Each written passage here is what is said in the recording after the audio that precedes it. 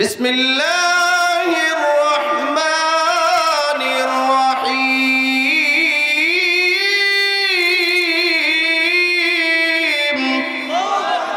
এমনি মরা মানুষের মতো আল্লাহু আকবার বললে তেলাওয়াত করা যাবে না। এটা দুনিয়ার কোনো কিতাব পড়তেছি না, এটা ত্রিপিটক পড়তেছি না, এটা দুনিয়ার ওল্ড টেস্টামেন্ট নিউ টেস্টামেন্ট পড়ছি না। সর্বশ্রেষ্ঠ সর্বশেষ নাজিল করা মানব জাতির মুক্তির সনদ কোরআন কারীম, যে কোরআনের একমাত্র তেলাওয়াত আল্লাহ জান্নাতের বিরুদ্ধে বরাদ্দ রেখেছে, জান্নাতের ভিতরে বরাদ্দ রেখেছে। আল্লাহু আকবার জোরে বলুন। জান্নাতে কোনো আসমানি কিতাবের তেলাওয়াত হবে না। গীতা তো না প্রশ্নে আসে, এটা তো মানুষ বানাইছে। ত্রিপিটক তো মানুষ বানিয়েছে। হিন্দু টিন্দু এসব কোনো ধর্ম না, বৌদ্ধ টদ্ধ এগুলো কোনো ধর্ম না। খ্রিস্টানদের একটা ধর্ম ছিল, ওই ধর্মে একজন নবী নাজিল হয়েছিল, কিতাবও আসছিল ইনজিল। ইহুদিদের ধর্ম ছিল ইহুদি, কিতাব আসছিল তাওরাত জাবুর, ঠিক কিনা? এই যে তাওরাত জাবুর ইনজিল এগুলো আসমানি কিতাব, কিন্তু জান্নাতের ভিতরে এরকম আসমানি কিতাবও পড়ার আর কোনো ব্যবস্থা নাই, শুধুমাত্র অনলি কোরআন ছাড়া। আল্লাহু আকবার আসতে বললেন। মুসলমান ভাইরা আমার, যে জান্নাতের ভিতরে একমাত্র তেলাওয়াতের ব্যবস্থা আল্লাহ তাআলা কোরআন মাজিদ কি রেখেছেন, যেখানে আল্লাহ নিজে কোরআন তেলাওয়াত করবেন। আর আসতে কম কি বুঝতে আওয়াজ দেন না? আল্লাহ তেলাওয়াত করবেন, আল্লাহ, আল্লাহর কালাম আল্লাহ পড়বেন। সারা পৃথিবীর মানুষদেরকে আল্লাহ তাআলা যত কণ্ঠ দিয়েছেন, সুর দিয়েছেন, সুর, সমস্ত সুরের মাঝ বরাবর অর্ধেক করে আল্লাহ তাআলা দাউদ নবীর একাই দিয়েছিলেন। ওই দাউদ নবীকে বলা হবে জান্নাতের ভিতরেও দাউদ। যতটুকু সুরের মূর্ছনা আমি তোমাকে দিয়েছিলাম, সবটুকুন সুরের মূর্ছনা দিয়ে আমার জান্নাতি বান্দা বান্দি গুলো রে আমার কোরআন শুনিয়ে দাও। আল্লাহু আকবার বলুন। দাউদ আলাইহিস সালাম তেলাওয়াত শুরু করবেন।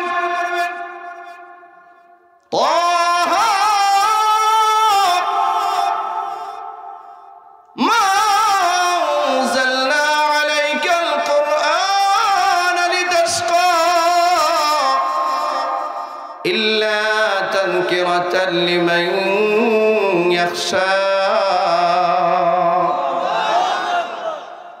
দাউদ নবীর সুরের মূর্ছনা এত বেশি ছিল, পৃথিবীতে পড়ার সময় দাউদ নবী যদি কোনো সাগরের কিনারা দিয়ে, নদীর কিনারা দিয়ে পড়তেন, জাবুরের তেলাওয়াত করতেন, কিতাবের মধ্যে আসছে আপনার আমার নবী বলছেন যিনি সাদিকুল মাসদুক, 63 বছরের জীবনে কোনোদিন একটা মিথ্যা কথা তার জবান থেকে উচ্চারিত হয় নাই।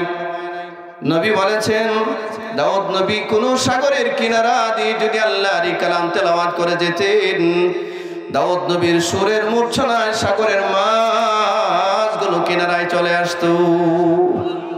আল্লাহু আকবার জোরে বলুন। এটা দুনিয়ার কণ্ঠ, দাউদ নবীর দুনিয়ার কণ্ঠ। এটা মরুভূমির উপর দিয়া যদি দাউদ নবী কোরআনের জাবুরের তেলাওয়াত করতেন, মরুভূমির যতগুলো পশু পাখি আছে, উট আছে, ভেড়া আছে, দুম্বা আছে, খাবার বন্ধ করে দিয়ে দাউদ নবীর চারপাশে এসে দাঁড়িয়ে থাকতেন। পাখি ঝাঁক যদি উপরে উঠে যেত, উঠতে থাকতো, দাউদ নবীর জাবরের তেলাওয়াতের সুরের মূর্ছনা এতটাই মুগ্ধ হতো, পশু পাখিগুলো গোল হয়ে দাউদ নবীর কণ্ঠের তেলাওয়াত শুনতো। এটা দাউদ নবীর দুনিয়ার সুরের মূর্ছনা। আর জান্নাতে নেওয়ার পর জান্নাতি কণ্ঠ দাউদ নবীর কেমন হবে আল্লাহ ছাড়া কেউ জানে না। আল্লাহ বলবেন ও দাউদ, যেমন সুন্দর একটা সুর দিয়েছিলাম, সমস্ত সুরের মূর্ছনা দিয়ে আজকে আমার এই জান্নাতি মানুষগুলোর একটু আমার কালাম শুনিয়ে দাও। সুবহানাল্লাহ। যেখানে থাকবে আদম নবীর উম্মতেরা, যাদের উপরে কোনোদিন কোরআন নাজিল হয় নাই, যারা কোনোদিন কোরআন স্পর্শ করে নাই, কোরআনের তেলাওয়াত কোনোদিন শুনে নাই। দাউদ হযরত আদম নবীর উম্মতেরাও থাকবেন, নূহ নবীর উম্মতেরা থাকবেন, ইব্রাহিম নবীর উম্মতেরা থাকবেন, মূসা নবীর উম্মতেরা থাকবেন, ঈসা নবীর উম্মতেরা থাকবেন, এমনকি দাউদ নবীর উম্মতেরাও থাকবেন। 100 লক্ষ নবী রাসূল সমস্ত নবীরা এরকম বিশেষ আসনে বসা থাকবেন।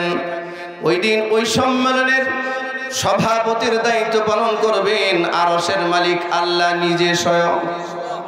প্রধান অতিথির আসন অলংকৃত করবেন সাইয়্যিদুল কাওনাইন ইমামুল মুরসালিন রাহমাতাল লিল আলামিন মুহাম্মাদুর রাসূলুল্লাহ সাল্লাল্লাহু আলাইহি সাল্লাম। ওই সম্মেলনে সব নবীদের উম্মত যারা জান্নাতি থাকবে তারাও সামনে থাকবে। দাউদ নবীর কোরআনের তেলাওয়াত শুনে মানুষগুলো বেহুশ হয়ে যাবে। সুবহানাল্লাহ। আল্লাহ হুঁশ ফিরিয়ে দিবেন, আল্লাহ হুঁশ ফিরিয়ে দিবেন। হুঁশ ফিরে আল্লাহ বলবেন, ও জান্নাতীরা, আমার দাউদের উপরে কোরআন নাজিল করি নাই। আমার দাউদ কোরআনের জন্য এক ফোঁটা রক্ত শরীর থেকে বিসর্জন দেয় নাই। শুধু যতটুকু কণ্ঠ দিয়েছিলাম এতটুকু কণ্ঠ দিয়ে আমার দাউদ পড়েছে। কিন্তু যার উপরে কোরআন নাজিল করেছি, যে কোরআনের জন্য দাঁত ভেঙেছেন, সুবহানাল্লাহ বলেন, যে কোরআনের বিধান জমিনে বাস্তবায়নের জন্য শরীরের রক্ত ঝরিয়েছেন, পাথরের আঘাত সহ্য করেছেন, যারে পাগল বলে গালি দিয়েছে যুগের পর যুগ তিনি সহ্য করেছেন, যারে কবি বলে গালি দিয়েছে যুগের পর যুগ তিনি সহ্য করেছেন, যারা গণক বলে গালি দিয়েছে তিনি সহ্য করেছেন। যেই চেহারায় তাকাইলে মানুষ হেদায়েত প্রাপ্ত হতো, ওই চেহারায় দাঁড়ানো পাথর নিক্ষেপ করেছে, চেহারা ক্ষত বিক্ষত করেছে। আমার ওই নবী যদি কোরআন তেলাওয়াত করেন তো কেমন হবে? সুবহানাল্লাহ। ইব্রাহিম আলাইহিস সালামকে আল্লাহ বলবেন, ও ইব্রাহিম, আমার বন্ধুর আমার হাবিবের নাম ঘোষণা করো, তিনি যেন তার হৃদয়ের মাধুর্যতা, হৃদয়ের মাধুর্যতা, হৃদয়ের সুর দিয়ে যেন বলে। সুবহানাল্লাহ, যদি বলেন সুবহানাল্লাহ। ইব্রাহিম আলাইহিস সালাম সঞ্চালনার দায়িত্ব থাকবেন। দ্বিতীয় পর্যায়ের নাম ঘোষণা করবেন, হে জান্নাতীরা, এই পর্যায়ে তোমাদের সামনে আল্লাহর কালাম থেকে তেলাওয়াত করবেন, যার উপরে আল্লাহ তার কালাম নাজিল করেছিলেন, সেই মুহাম্মদুর রাসূলুল্লাহ সাল্লাল্লাহু আলাইহি ওয়াসাল্লাম। সুবহানাল্লাহ। আল্লাহর নবী এবার তেলাওয়াত শুরু করবেন। বিসমিল্লাহির রহমানির রহিম।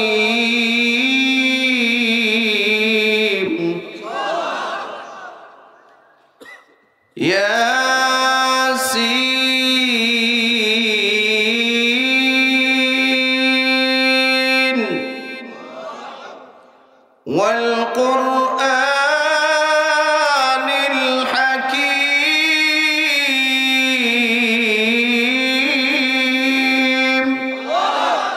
ইন্নাকা লামিনাল মুরসালিন।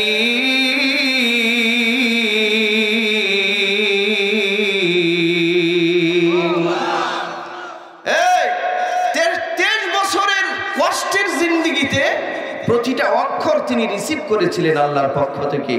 হৃদয়ের সবটুকুন মাধুর্যতা উজাড় করে দিয়ে মুহাম্মদুর রাসূলুল্লাহ তেলাওয়াত শুরু করবেন। জান্নাতি মানুষগুলো গলা কাটা মুরগির মতো থরথর করে কাঁপতে থাকবে। জান্নাতের ভিতরে নেক আমলের কোনো কিছু নাই, জান্নাতের ভিতরে ফরজ কোনো ইবাদত নাই, জান্নাতের মধ্যে যদি একটু নেক আমল থাকে, একটু সুন্দর পরিবেশ থাকে, এটার নাম হলো কোরআনের তেলাওয়াতের পরিবেশ।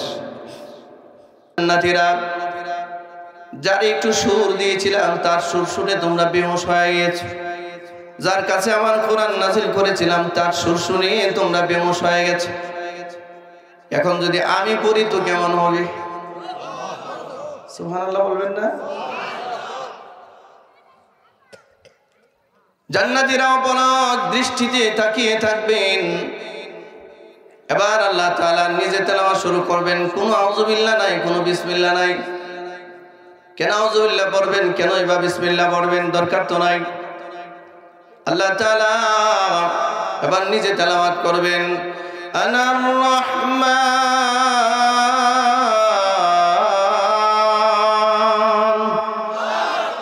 আমরা সারা জীবন পড়েছি আর রহমান, আল্লামাল কোরআন, খালাকাল ইনসান, আল্লামাহুল বায়ান। সারা জীবন পড়েছি আর রহমান, পরম করুণাময় দয়ালু আল্লাহ। কে দয়ালু আল্লাহ? কোনদিন রহমান রে আমরা দেখি নাই, ঠিক কিনা জোরে বলেন? কোনদিন রহমান রে দেখি নাই।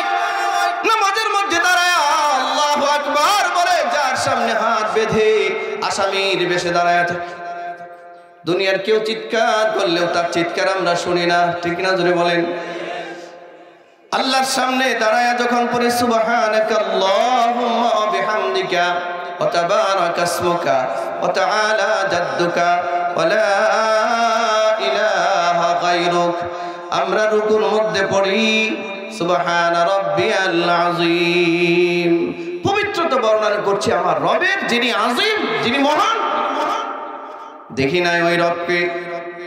আল্লাহ সেদিন বলবেন সারা জীবন যারে রহমান বলে জানতি, সারা জীবন যারে আল্লাহ বলে জানতি, সারা জীবন যারে কাহ্হার বলে জানতি, সারা জীবন যারে জব্বার বলে জানতি, সারা জীবন যারে গফফার বলে জানতি, সারা জীবন যারে সত্তার বলে জানতি, কোনদিন দেখো না আমি রহমান, আনার রহমান। এই তাকায় দেখো আমি রহমান, আমি রহমান আজকে পড়তেছি। সুবহানাল্লাহ জোরে বলেন, দিল খুলে বলেন সুবহানাল্লাহ। রহমান বলবেন আনার রহমান, আমি রহমান। সব মানুষগুলো আল্লাহ তাআলাকে তাকায় দেখবেন। আচ্ছা, আল্লাহরে দেখার স্বাদ জাগে না? আল্লাহ তাআলাকে দেখার স্বাদ জাগে না? কার কার জাগে? আল্লাহ আপনি নসিব করেন, আল্লাহ নসিব করেন। হ্যাঁ, যে আল্লাহর জন্য জীবন দিতেছি আমরা, যে আল্লাহর জন্য জেল খাটতেছি, যে আল্লাহর জন্য হাত খরা লাগে, যে আল্লাহর জন্য দেশান্তরিত হওয়া লাগে, যে আল্লাহর জন্য জেলখানায় পুড়ে মরতে হয়, এই আল্লাহকে দেখবো, এর চেয়ে বড় সৌভাগ্যের কি আছে? ঠিক কিনা জোরে বলুন? এর চেয়ে বড় সৌভাগ্যের কিছু নাই। আল্লাহ বলবেন আনার রহমান, আমি রহমান, একটু তাকায় দেখো। নবীজি যখন এই হাদিস বর্ণনা করছিলেন, সাহাবায়ে কেরাম রাসূলকে জিজ্ঞাসা করেন, আল্লাহর নবী, এত মানুষের সামনে আল্লাহরে আমরা কেমনে দেখব? বলেন এখানে যদি 2 লাখ মানুষ আসে, 5 লাখ মানুষ যদি জমায়েত হয়, তাহলে একেবারে শেষের যে মানুষটা আছে সে আমারে দেখতে পারবো না? খুব কষ্ট হইব না? সামনের মানুষটা যেমন দেখবে, শেষের মানুষটা কি এরকম দেখতে পারবে? এটা সম্ভব না। সাহাবায়ে কেরাম বললেন, ও আল্লাহর নবী, এত সংখ্যক মানুষের ভিতরে আমরা আল্লাহ তাআলাকে কেমনে দেখব? এত হুড়োহুড়ি হবে, ঠিক মতো মনে হয় দেখতে পারবো না। আল্লাহ তাআলা আল্লাহর নবীটা জবাব দিয়ে বললেন, ও সাহাবীরা, চিন্তা করো না, তোমাদের আল্লাহ এত ছোট না। সুবহানাল্লাহ। আল্লাহ অনেক ছোট না? অনেক ছোট। আচ্ছা, একটা উদাহরণ দিই, সুন্দর হবে। এটা কি? টিস্যু। টিস্যু কি? এটা কি দেখা যায় না? দেখা গেছে? দেখা গেছে? আচ্ছা, এখন আছে টিস্যু কই? কোথায়? টিস্যু কোথায়? আমার মুষ্টির ভিতরে। কোরআনে কারীমে আল্লাহ তাআলা বলেন, ওয়া কাদারুল্লাহ হাক্কা কাদরিহি ওয়াল আরদু জামিআ ক্বাবদাতাহু ইয়াওমাল কিয়ামাহ ওয়াস সামাওয়াতু মাতওয়িয়াতুন বিয়ামিনিহি সুবহানাহু ওয়া তাআলা আম্মা ইউশরিকুন।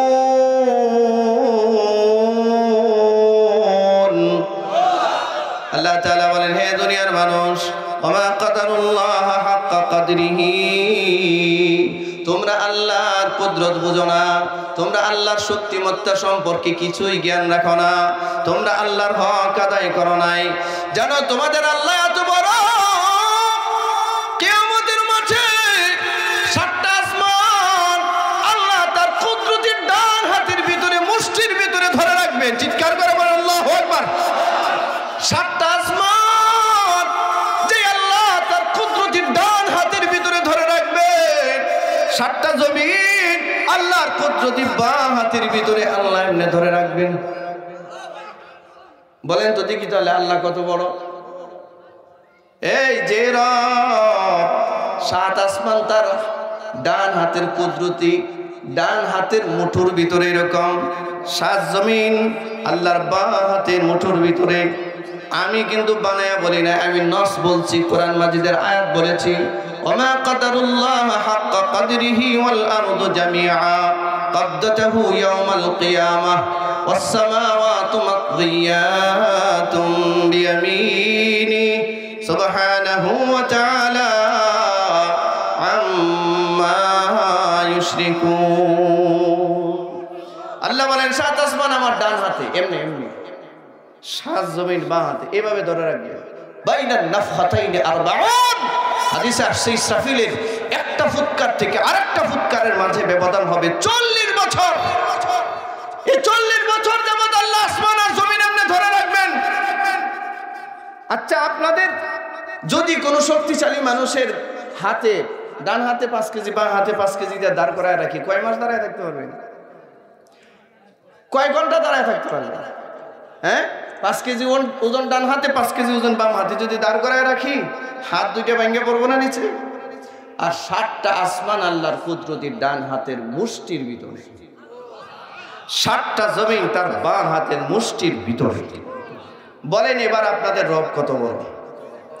আপনারা সেই রবকে বলেন আল্লাহু আকবার। চিৎকার করে বলেন আল্লাহু আকবার। তিনি সবচেয়ে বড়, তার ক্ষমতার উপরে কারো ক্ষমতা নাই। ঠিক কিনা জোরে বলুন। তিনি কাদির, তিনি কুদরতওয়ালা। ইন্নাকা আলা কুল্লি শাইইন কাদির। তিনি কাদির, তিনি কুদরতওয়ালা। সাহাবায়ে কেরাম বললেন, হুজুর, আল্লাহ রাসূল উত্তর দিলেন, শোনো, বলো তো দেখি 14 তারিখ দিবাগত রাত্রে আসমানে যে চন্দ্রটা উদিত হয়, এই চাঁদটা দেখতে পৃথিবীর মানুষের কোনো কষ্ট হয় নাকি?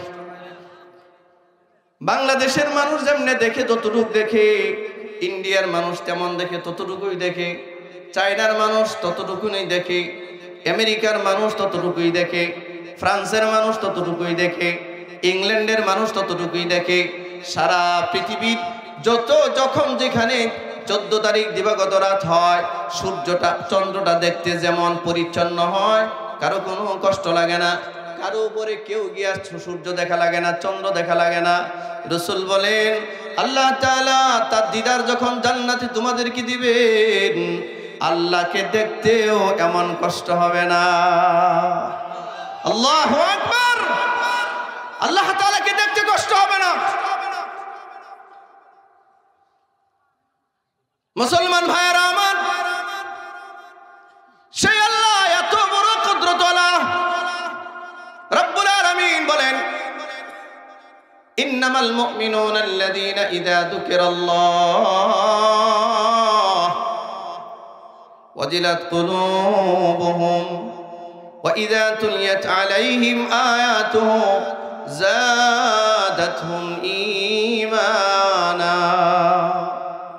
আল্লাহ তাআলা বলেন, আমার আলোচ্য বিষয় দেওয়া হয়েছে মুমিন। মুমিন ইমান, ইমান কারে বলে? আরে ইমানদার যে সেই মুমিন, ঠিক না? জুড়ে বলেন। আমি যে সূরা তেলাওয়াত করেছি সূরার নাম সূরা মুমিনুন। এটা মুমিনের বহুবচন হচ্ছে মুমিনুন। আল্লাহ তাআলা মুমিনদের ব্যাপারে এই সূরা নাজিল করেছেন। আল্লাহ আয়াত নাজিল করে স্পষ্ট করে ঘোষণা দিয়েছেন, قد أفلح المؤمنون। قد মানে অবশ্যই, আফলাহা বিজয়ী হয়ে গেছে, সাকসেসফুল হয়ে গেছে। আল মুমিনুন যারা বিশ্বাসী, যারা ঈমানদার, যারা মুমিন, তারা বিজয়ী হয়ে গেছে। সুবহানাল্লাহ বলবেন না? যদি বলেন সুবহানাল্লাহ। এবার বলেন মুমিন কারে বলে? এখন প্রশ্ন হচ্ছে মুমিন কাকে বলে? মুমিন হচ্ছে যে আল্লাহর একত্ববাদে বিশ্বাস করে। আপনারা কি বিশ্বাস করেন কিনা? আল্লাহ যে একজনই কথাতে বিশ্বাস করেন কিনা? কারা কারা বিশ্বাস করেন? বিশ্বাস করেন সবাই। আমাদের আল্লাহ কয়জন? নাকি 32 কোটি? কয়জন? কয়জন? আমাদের আল্লাহর ছেলে মেয়ে আছে, বিবি বাচ্চা আছে। লাম ইয়ালিদ ওয়া লাম ইউলাদ। বলেন লাম ইয়ালিদ ওয়া লাম ইউলাদ। আমার আল্লাহ কাউরে জন্ম দেয় নাই, আল্লাহরে কেউ জন্ম দেয় নাই। এক আল্লাহর উপরে আমরা বিশ্বাস স্থাপন করেছি, তাকে বলে মুমিন। আমানতু বিল্লাহি ওয়া মালাইকাতিহি ওয়া কুতুবিহি ওয়া রুসুলিহি ওয়াল ইয়াউমিল আখির ওয়াল কদরি খাইরিহি ওয়া শাররিহি মিনাল্লাহি তাআলা ওয়াল বা'সি বা'দাল মাউত। ও বন্ধু, আমরা এই কথা বলে আল্লাহকে স্বীকৃতি দিয়েছি। আমানতু বিল্লাহ, আমরা বিশ্বাস করলাম কার উপর? ওয়া মালাইকাতিহি, ঈমান আনলাম ফেরেশতাদের উপর। ওয়া কুতুবিহি, ঈমান আনলাম সব কিতাবের উপর। ওয়া রুসুলিহি, ঈমান আনলাম সব রাসূলদের উপর। ওয়াল কদরি খাইরিহি ওয়া শাররিহি মিনাল্লাহি তাআলা, তাকদীরের ভালো মন্দের উপরে ঈমান আনলাম। ওয়াল বা'সি বাদাল মাউত, মৃত্যুর পরে পুনর্জীবিত হতে হবে, এই কথার উপরে ঈমান আনলাম। আমরা এই কিছু ঘোষণা দিয়ে ঈমানদার হইছি। কথা বলেন না কেন? এ ভাই, কোনো মানুষ মনে মনে যদি বলে যে আমি ঈমানদার, আমি ঈমানদার, আমি ঈমানদার, আমি ঈমানদার, এইসবের দ্বারা কি ঈমানদার হয়? না, ঈমানদারের কিছু কাজকর্ম আছে, কিছু মৌখিক স্বীকৃতি আছে এবং বাস্তবে কিছু প্রমাণ করার মতো কাজ আছে।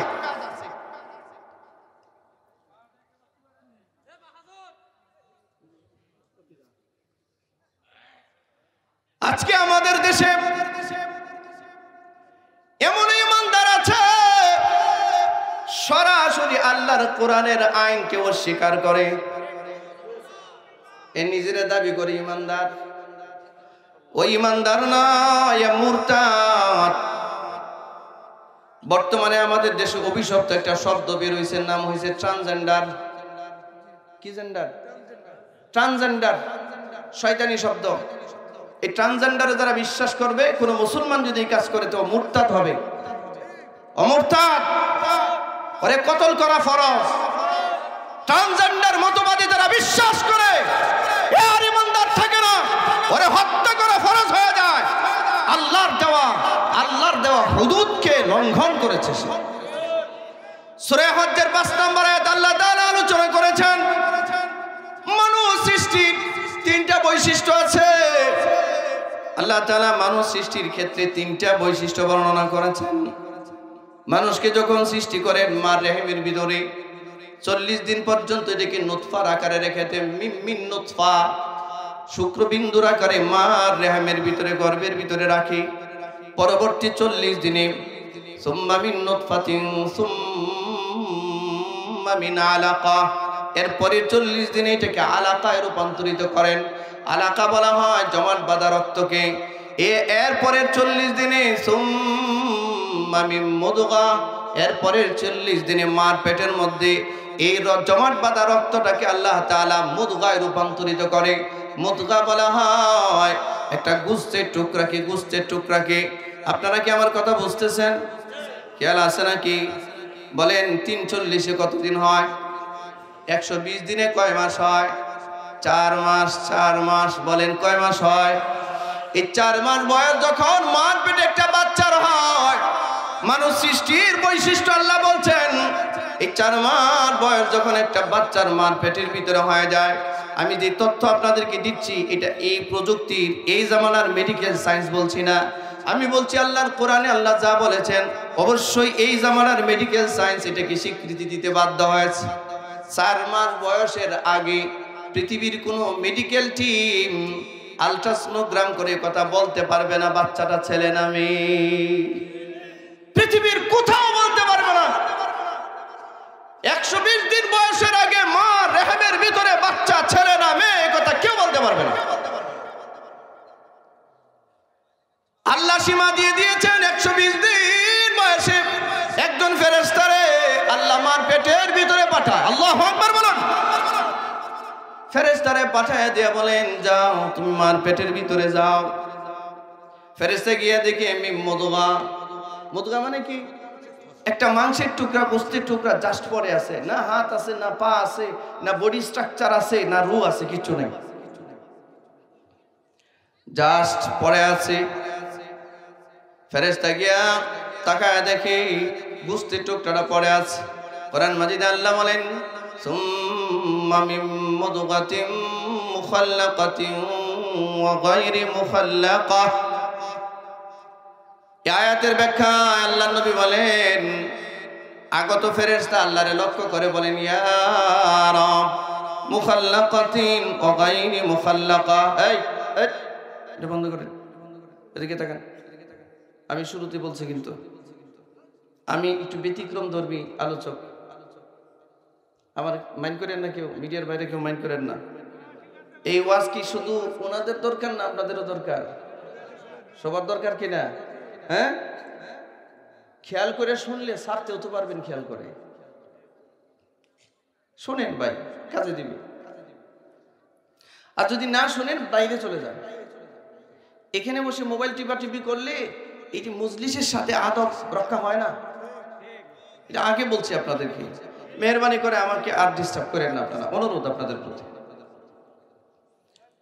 মুসলমান ভাইরা আমার, তো আল্লাহ রাব্বুল আলামিন কে ফেরেশতা বলেন ইয়া রাব, ইয়া আল্লাহ মুখাল্লাকাতিন, এই যে গোস্তের টুকরাটা পড়ে আছে, মাংসের টুকরাটা যেটা পেটে পড়ে আছে মার রেহেমের মধ্যে, আল্লাহ আপনি কি এর মানুষ বানাবেন কি? সুবহানাল্লাহ। ও গায়রে মুখাল্লাকা, নাকি মানুষ বানাবেন না? অর্থাৎ আপনি কি তারে রূহ দিবেন, তারে কি জীবিত করবেন, তারে কি অস্তিত্ব দিবেন, নাকি ও গায়রে মুখাল্লাকা, নাকি অস্তিত্ব ছাড়াই দুনিয়ায় পাঠিয়ে দিবেন? আপনার আমার জন্মের সময় 120 দিন বয়সে মার পেটে ফেরেশতারা এই কথাগুলো বলছিল। এবার আল্লাহ যদি বলেন হ্যাঁ আমি এটাকে মানুষ বানাবো না, অস্তিত্ব দিব না, বলতে দেরি, ফেরেশতা হাতে বাড়ি দিয়া বের করে দিতে দেরি হয় না। এই 4 মাস বয়সে একজন মহিলার কনসেপ্ট নষ্ট হয়ে যায় না? গর্ভ নষ্ট হয়ে যায় না? বাচ্চা বেরিয়ে যায় না? বাচ্চা থাকে না, বারবার কনসেপ্ট হয় কিন্তু বাচ্চা নষ্ট হয়, বারবার কনসেপ্ট হয় বাচ্চা নষ্ট হয়। হয় কি হয় না?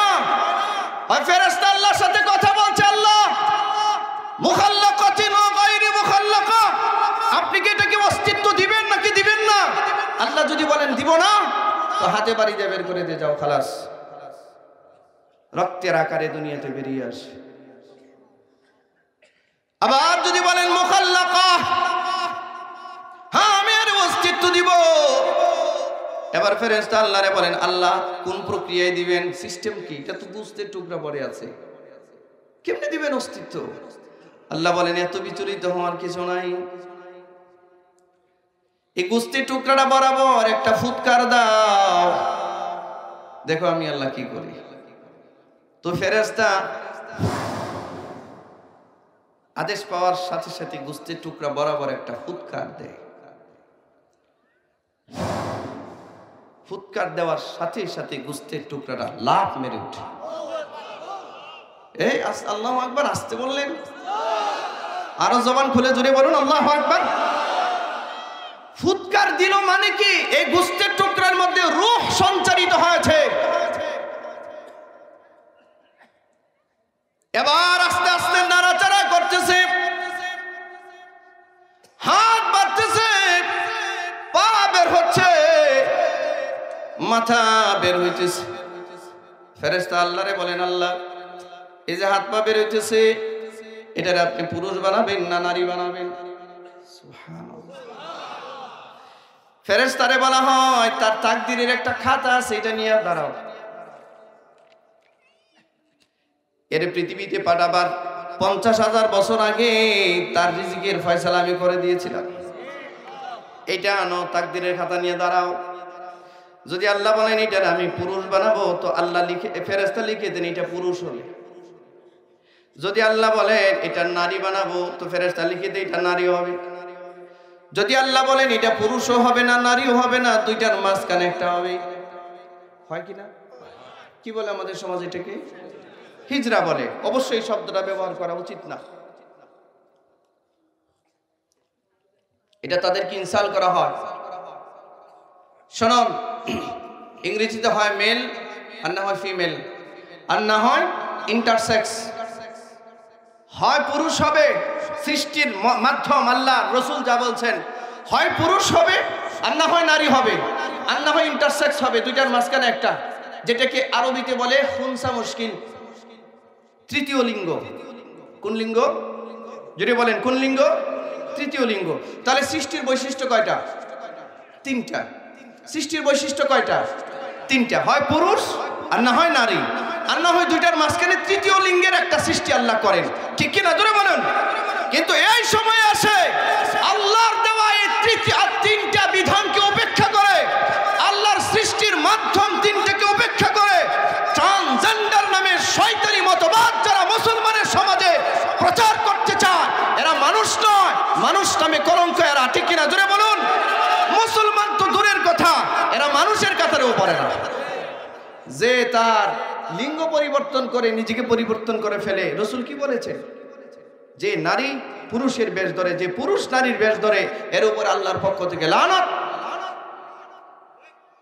সে আল্লাহর বিধান বিশ্বাস করে না, এই জন্য সে মুরতাদ। ট্রান্সজেন্ডারের মতো অভিশপ্ত এই সমস্ত শিক্ষা আমেরিকায় চলতে পারে, বাংলাদেশে নয়। এই সমস্ত কুশিক্ষা ইংল্যান্ডে চলতে পারে, বাংলাদেশে নয়। ঠিক কিনা জোরে বলুন। এটা 92% মুসলমানের দেশ, এটা মুমিনদের দেশ, ইমানদারদের দেশ। আজকে আমরা এই ব্যাপারে নীরব ভূমিকা পালন করছি, মনে করছি এটা আলেমদের বলার দরকার। বলুক তাদের ছেলে মেয়েরা। আগে সবসময় শুনে আসছি আর স্কুল কলেজ ইউনিভার্সিটিতে পড়াশোনা করে মানুষ আলোকিত হয়, মানুষ জ্ঞানী গুণী হয়, নিজে আলোকিত হয়, সমাজকে আলোকিত করে, রাষ্ট্রকে আলোকিত করে। ঠিক কিনা? আর এখন শুনি হঠাৎ করে জ্ঞানী গুণীরা কলেজ বিশ্ববিদ্যালয়ে পড়াশোনা করে হঠাৎ করে শরীফ থেকে শরীফা হয়ে যায়। ঠিক না? হঠাৎ করে পুরুষ থেকে নারী। এটার মূল উপলক্ষ হচ্ছে হোমোসেক্সকে আমাদের দেশে সমকামী থেকে প্রমোট করা। শরীফার গল্প আসছে না? হঠাৎ করে 30 বছর যাবৎ শরীফ 30 বছর যাবৎ শরীফ, হঠাৎ করে তার মনে হইল আরে আমি তো মেয়ে মানুষ। হ্যাঁ, কাপড় চোপড় চেঞ্জ করে মহিলাদের কাপড় পরা শুরু করছে। মহিলাদের যে সমস্ত কি জানি ব্যবহার করে না, কি বলে এটারে, প্রসাধনী, এইসব ব্যবহার করে গেছে। গ্রামে মানুষ দেখে বলে কি ব্যাপার তোমার এই হালত কেন? আমি এই মুহূর্তে শরীফা। 30 বছর ছিল শরীফ। শরীফ মানে কি? পুরুষের নাম না মেয়ের নাম? আর শরীফা কথা হয় না, মেয়েদের নাম। 30 বছর যাবৎ পুরুষ, হঠাৎ করে শরীফা হয়ে গেছে, মেয়ে হয়ে গেছে। এ ভাই, হঠাৎ করে নিয়ত করলে কি মেয়ে হওয়া যায়? এখন যদি আপনি হঠাৎ করে নিয়ত করেন আর যদি বলেন আমি বাংলাদেশের রাষ্ট্রপতি হয়ে গেছেন, হঠাৎ করে আপনি নিয়ত পরিবর্তন করে যদি বলেন আমি এই দেশের প্রধানমন্ত্রী, একমাত্র প্রধানমন্ত্রী, হয়ে যাবে? এটি কি কোন ধরনের গাঁজা করিয়ালা? হঠাৎ করে কল্পনা করে যেমন প্রধানমন্ত্রী রাষ্ট্রপতি হওয়া যায় না, এভাবে হঠাৎ করে পরিকল্পনা করে হঠাৎ করে নিয়ত করে এভাবে ট্রান্সজেন্ডার হওয়া যায় না। 30 বছর যাবৎ পুরুষ মানুষ হঠাৎ করে শরীফা হয়ে গেছে। মূলত কি আছে? আচ্ছা, নিয়ত করার দ্বারা হয়তো আপনি নাম টাম চেঞ্জ করতে পারবেন, কিন্তু 30 বছর যাবৎ তার গায়ে যে অস্ত্রপাতি ছিল এটার কি হবে? অস্ত্রপাতি কি করবে সে? বদমাইশি ছাড়া কিচ্ছু না। কথা বলেন না কেন? আচ্ছা ধরে নিলাম শরীফা হয়ে গেছে, তো এই শরীফারে বিয়ে দিবেন কার কাছে? কার কাছে? শরীফের কাছে। তাহলে সে নিজেও শরীফ, খুঁজে বের করলেন আরেক শরীফ, তো দুই শরীফ একসাথে হয়ে কি করে? সমকামিতা। সরাসরি আমাদের দেশে এটা বলতে পারে না, কারণ এটা মুসলমানরা ধরে পিটাইয়া, জুতাই দিয়ে পিটাইয়া না একদম সোজা করে দিবে। এটা সরাসরি না বলে বিভিন্ন মাধ্যমে বুঝাইয়া শোনাইয়া মগজ ধুলাই করে মুসলমানদের সমাজে হোমোসেক্সকে চালু করার প্রচেষ্টা করা হচ্ছে। এটার বিরুদ্ধে গণ আন্দোলন করা দরকার, ঠিক কিনা জোরে বলুন? এই জর্ডানের পাশে ডেড সি, বাহরুল মাইয়িত, আমরা হাদিসে পড়েছি মৃত সাগর, যেই অঞ্চলে কওমে লোক বসবাস করত, যারা এই পুরুষে যৌনাচার করত, হোমোসেক্সে বিশ্বাস করত, আল্লাহ তাআলা আসমান থেকে গজব দিয়া পুরা সম্প্রদায়কে ধ্বংস করে দিয়েছে। জিবরিল এসে তার পাখা দিয়ে উঠায়া এই পুরা, এটা কিন্তু মরুভূমি ছিল, মরুভূমি বর্তমানে যে মৃত সাগর, যেটার মধ্যে কোনো মাছ জন্ম হয় না, যেটার মধ্যে মানুষ পানির নিচে ডুব দিতে পারে না, এই পুরো অঞ্চলটাকে উঠায়া আসমান পর্যন্ত নিয়ে পরে একটা আসাদ দিচ্ছে। মরুভূমির মধ্যে হয়েছে সাগর, এটার নাম হয়েছে মৃত সাগর, বাহরুল মাইয়িত, ডেড সি। পৃথিবীতে এখনো বিদ্যমান, পৃথিবীর অপরাধীরা ওখানে এটা এখনো তাকায় দেখে না। এই সমস্ত যদি ট্রান্সজেন্ডারের নামে এই সমস্ত অভিশপ্ত শিক্ষা আমাদের ছেলে মেয়েদেরকে দেওয়া হয়, একটা সময় এই দেশে জালজালা হবে, ভূমিকম্প হবে, আফসোস করে লাভ হবে না। তো ভূমিধস হবে, ওয়া জালজালাতান ওয়া খাসফান ওয়া মাসখান ওয়া কাসফান, একটার পর একটা আযাব আল্লাহর পক্ষ থেকে আসতে থাকবে। মুসলমান ভাইরা আমার, যে কথা বলতেছিলাম, আল্লাহ তাআলা আমাদেরকে ঈমানের নূর দিয়েছেন। আমরা ঈমানদার, আমরা মুমিন, আমরা যারা স্বীকৃতি দিয়েছি আমানতু বিল্লাহ, ঈমান আনলাম আল্লাহর উপর, ঠিক কিনা জোরে বলেন? আমরা ঈমান আনছি তো আল্লাহর উপর, আনছি তো আল্লাহর উপর ঈমান, এটারে মুমিন বলি। ঈমান আনলাম আল্লাহর উপর। আমাদের রব কয়জন? চিৎকার করে বলেন। আসতে বললে হবে না, আঙ্গুলটা উঠাইয়া দেখায় বলেন রব কয়জন? আমাদের রব কয়জন? আমাদের আল্লাহ কয়জন? আমাদের আল্লাহ কয়জন? আমাদের বিধানদাতা কয়জন? এই জোরে বলেন, বিধানদাতা কয়জন? আমাদের রিজিক দাতা কয়জন? হায়াত দাতা কয়জন? সন্তান দাতা কয়জন? সম্পদ দেনেওয়ালা কয়জন? একজন, একজন আল্লাহ। হাত নামান। বিধান, বিধান, এটা শুধু পড়ার কোনো কিতাব না, এটা বিধান, বিধান, এটা জীবন বিধান, গোটা মানব জাতির মুক্তির সনদ। এটা আপনি আপনার ব্যক্তি জীবন কেমনে চালাবেন, পারিবারিক জীবন কেমনে চালাবেন, সামাজিক জীবন কেমনে চালাবেন, রাষ্ট্রীয় জীবন কেমনে চালাবেন, সুবিস্তারিত বর্ণনা আছে কিনা? হ্যাঁ, আমাদের দেশের পাপাচারী কিছু মানুষ আছে। ওই দিন দেখলাম ঢাকা বিশ্ববিদ্যালয়ের এক বেয়াদব প্রফেসর টকশোর মধ্যে বলতেছে যে বাংলাদেশে কখনোই কোরআনের আইন চালু করা সম্ভব না। নজরুল্লাহ আসতে বললেন, আপনাদের কি ধারণা বাংলাদেশে কোরআনের আইন চালু করা সম্ভব না? বাংলাদেশে কোরআনের আইন চালু করা সম্ভব না। সারা বাংলাদেশের আনাচে কানাচে আমরা ঘোরাফেরা করতেছি, আমাদের চেয়ে বাস্তবতা আপনাদের বেশি জানা না। বাংলাদেশের এমন কোন জেলা শহর নাই সেখানে দেওয়া হয় নাই। আমরা এই মাটির পরতে পরতে মুসলমানদের হৃদয়ের ভিতরে, বিশেষ করে তরুণ প্রজন্মের মধ্যে যে নবজাগরণ দেখছি ইসলামের, আমরা তো আগামীর বাংলাদেশ দেখতেছি কোরআনের বাংলাদেশ।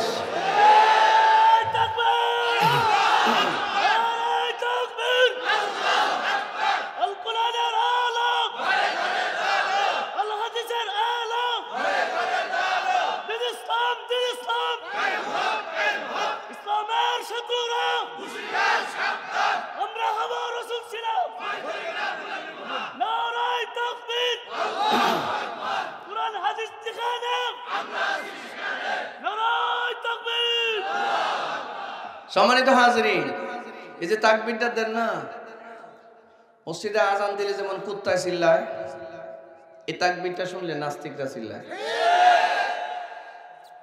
সহ্য করতে পারেন? আচ্ছা, মসজিদে আজান দিলে হুজুর কুত্তার পা কয়টা? চারটা না? ছাগলের পা কয়টা? গরুর পা কয়টা? তো জীবনে কোনোদিন শুনছেন মসজিদের আজান শুনে গরু ছাগল চিল্লাইতে? চিল্লাই কে? কি লেগে চিল্লায়? কুত্তার সমস্যা কি? কথা জোরে বলেন, সমস্যা কুত্তার কেন? গরুর হইতে পারে না, তার তো পা চারটা, সে হচ্ছে চতুষ পর্যন্ত, ঠিক না? ছাগলের হইতে পারে না, কিন্তু কুত্তা চিল্লা কে? আজান কুত্তার জন্য মহাবিপদ, শয়তানের জন্য আজান মহাবিপদ। আজান যখন দেয় শয়তান এমন দৌড়ানি দৌড়ায়, বাংলাদেশে তো চতুর্দিকে মসজিদ, যাবে কোথায় শয়তান? দৌড়ায় গিয়া কুত্তার উপরে পড়ে। ইমাম গাজালি রহমতুল্লাহ লিখছেন, পৃথিবী বিখ্যাত দার্শনিক, তিনি লিখছেন দৌড়ায় গিয়া যখন কুত্তার উপরে পড়ে, কুত্তা ভয় পায় চিৎকার করতে থাকে। কুত্তা না পাক প্রাণী না? এ ভাই, আপনি রাস্তা দিয়ে গেলে গরু যদি একটা গসা মারে, আপনি জামাটা দিয়ে নামাজ পড়তে পারবেন না? আর রাস্তায় দিয়ে গেলে একটা কুত্তা যদি গসা মারে, হবে হবে জামা গোলা লাগবে। কথা বলেন না কেন? এই জন্য কুত্তারে সিলেক্ট করছে। আমাদের দেশেও মানুষ নামক কিছু কুকুর বিড়াল আছে, কুকুর আছে, বিড়াল না কুকুর আছে, ঠিক না? জোরে বলেন। এই কুকুরগুলো আল্লাহু আকবারের আওয়াজ সহ্য করতে পারে না, ঠিক না? এদের কানে আল্লাহু আকবারের আওয়াজ উচ্চ স্বরে পৌঁছাইতে হবে। এই জমিনে বসবাস করতে হলে হয় আল্লাহু আকবারের আওয়াজ দিয়ে বাঁচতে হবে, আল্লাহ হয় শুনতে হবে, ঠিক কিনা? আল্লাহ হয় রাম মন্দির এলাকায় চলে যাও, যাও বাংলাদেশ ছেড়ে চলে যাও, এটা মুসলমানদের পূর্ণভূমি, ঠিক কিনা? জোরে বলুন। এই জমিনে আল্লাহর নামে তাকবীর ছিল, আছে, আল্লাহর নামে তাকবীরই থাকবে, ঠিক কিনা? কোনো রাম বাম থাকতে পারবে না এই দেশে। মনে রাখবেন, বেঈমানরা যতটুক শক্তিমত্তা নিয়ে মাঠে নেমেছে, আমরা আমাদের জীবন বাজি রেখে মাঠে নেমেছি।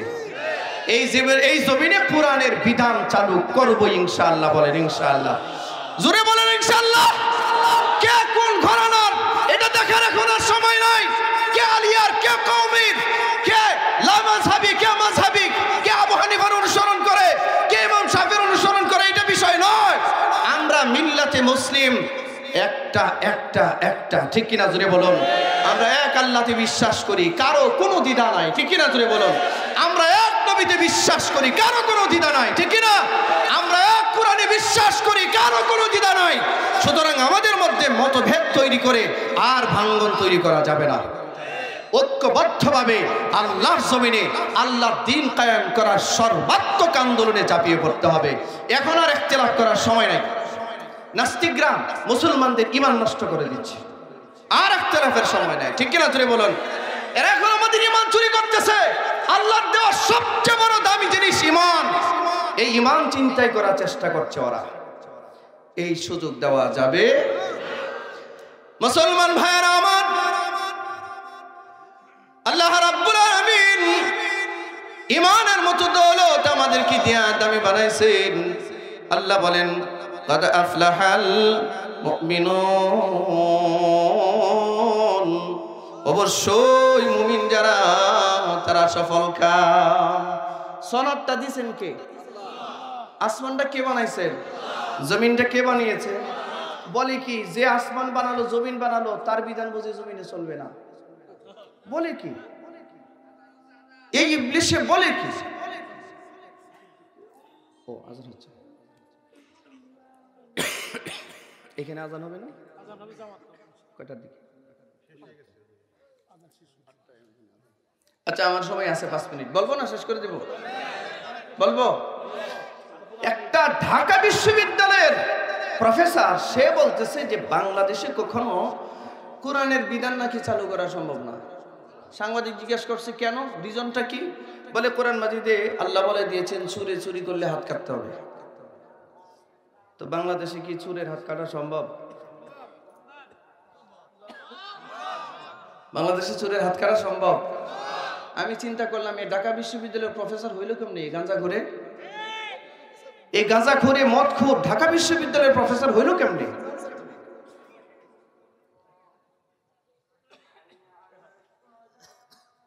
আল্লাহর জমিনে বুঝে আল্লাহর বিধান চলবে না। আমি চিন্তা করে লাস্টে দেখলাম এগুলো তো চুরের বংশধর। ঠিক আছে বলছেন কেন? এগুলো চুরের বংশধর। এরা জনগণের টাকা চুরি করে কানাডায় নিয়ে বেগম পাড়া বানিয়েছে, এই জন্য আল্লাহর বিধান এরা সহ্য করতে পারে না, ঠিক কিনা? জোরে বলুন। এরা আজকে টেন্ডার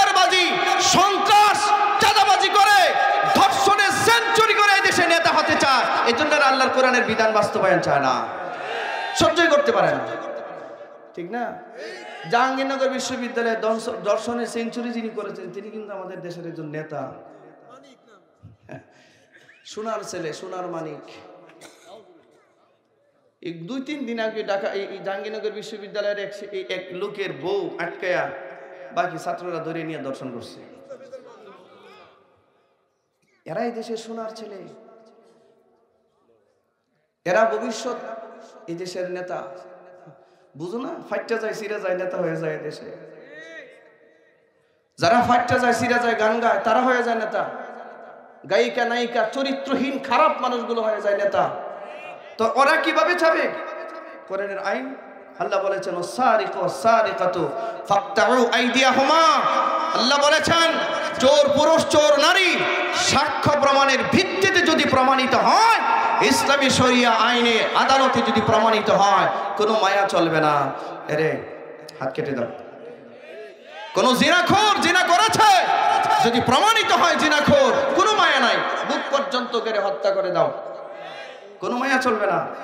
কয়েকটা শুধু কোরআনেরই কয়েকটা বিধান চালু হয়ে গেলে আলিফের মতো সোজা হয়ে যাবে দেশ।